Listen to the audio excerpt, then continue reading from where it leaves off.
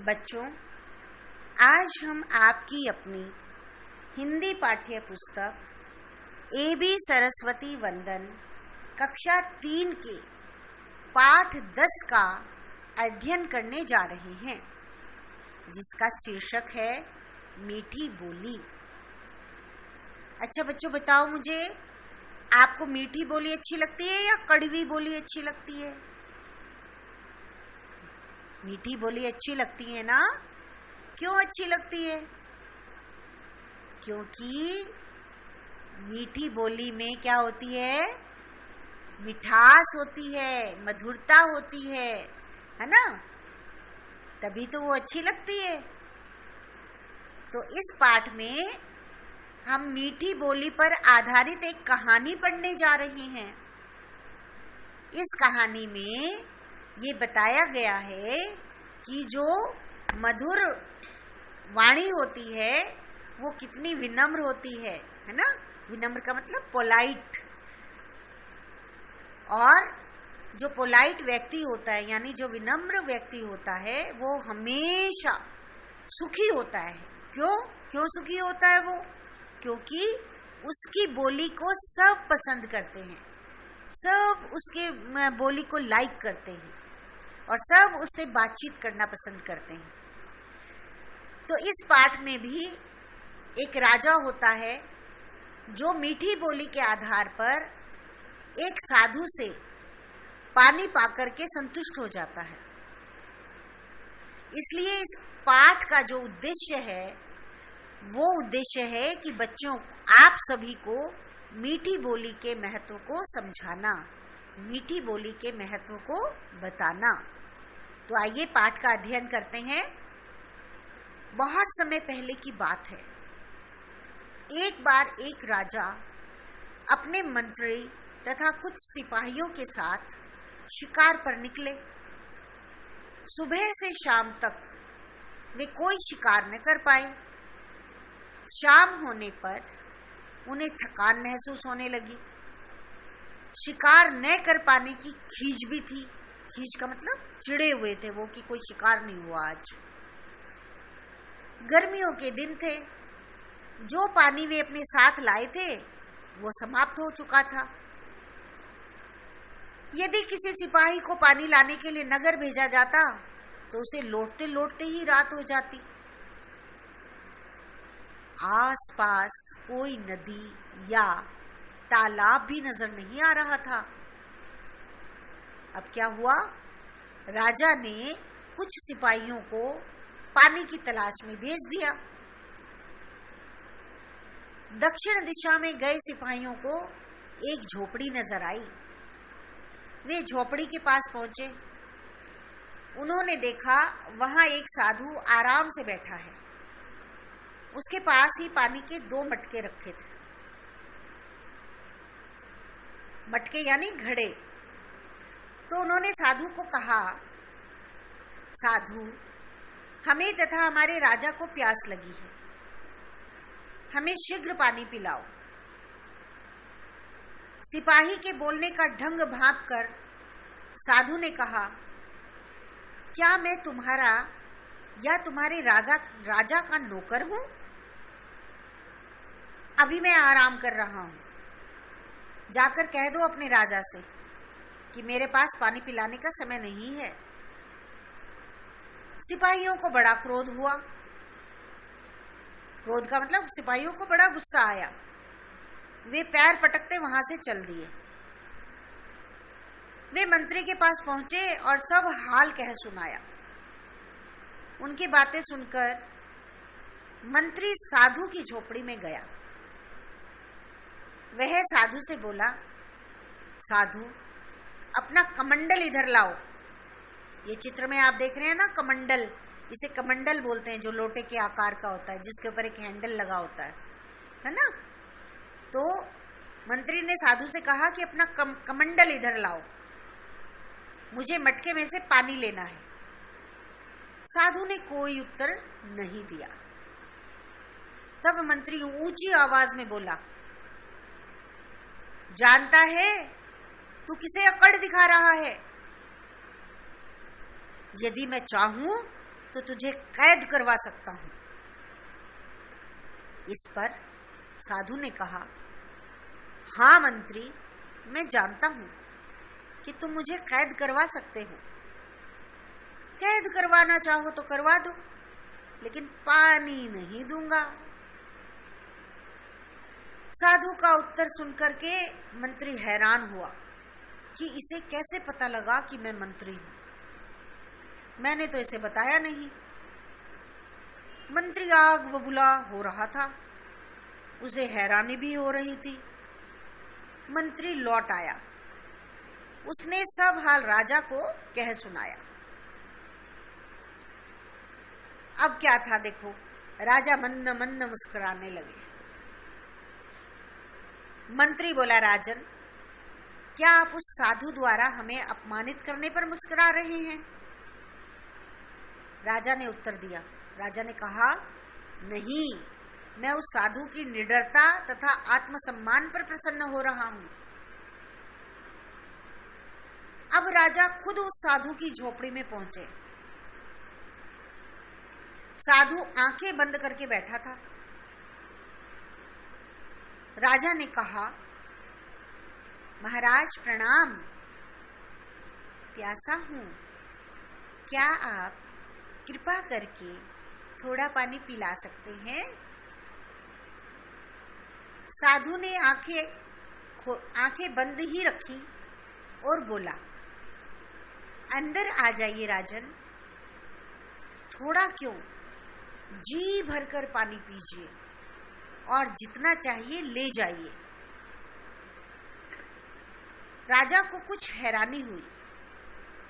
वे देख रहे थे कि साधु की आंखें बंद हैं और वह मुझे राजन कहकर पुकार रहा है।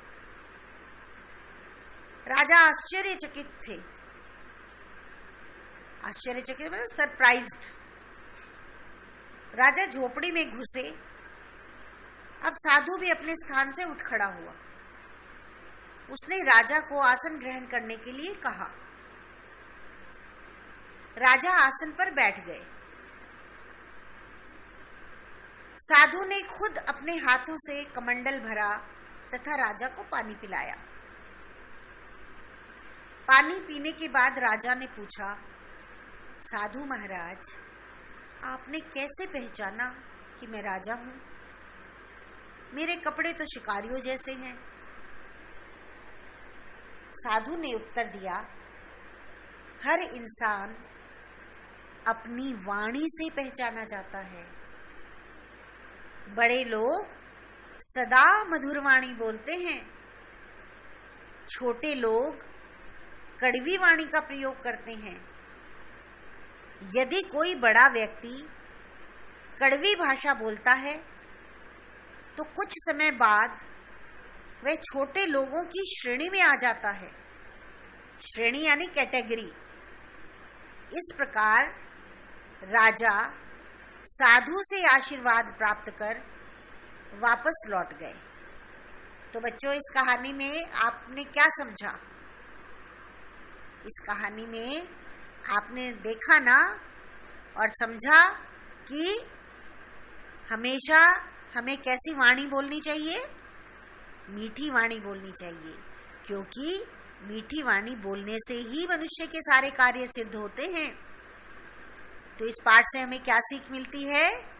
कि हमेशा विनम्र व्यवहार करना चाहिए। तो आइए बच्चों, अब हम पाठ के शब्दार्थ करते हैं।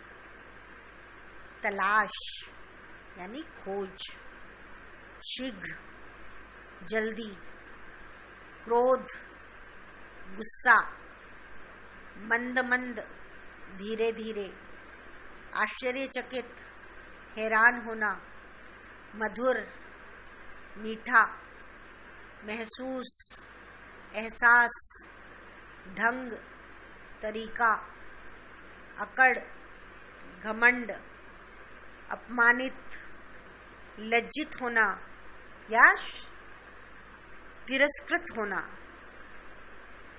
वाणी, बोली और समाप्त, खत्म। तो बच्चों, चलिए अब अभ्यास की ओर बढ़ते हैं। अभ्यास में मौखिक प्रश्नों की श्रृंखला में सोचिए और बताइए के अंतर्गत पहला प्रश्न है, राजा अपने मंत्री और सिपाहियों के साथ कहाँ गए थे? बताइए, राजा अपने मंत्री और सिपाहियों के साथ कहाँ गए थे?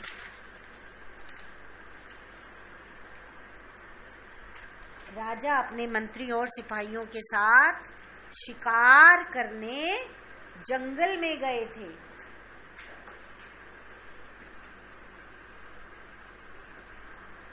उसके बाद अगला प्रश्न है, राजा ने अपने सिपाहियों को किसकी तलाश में भेजा?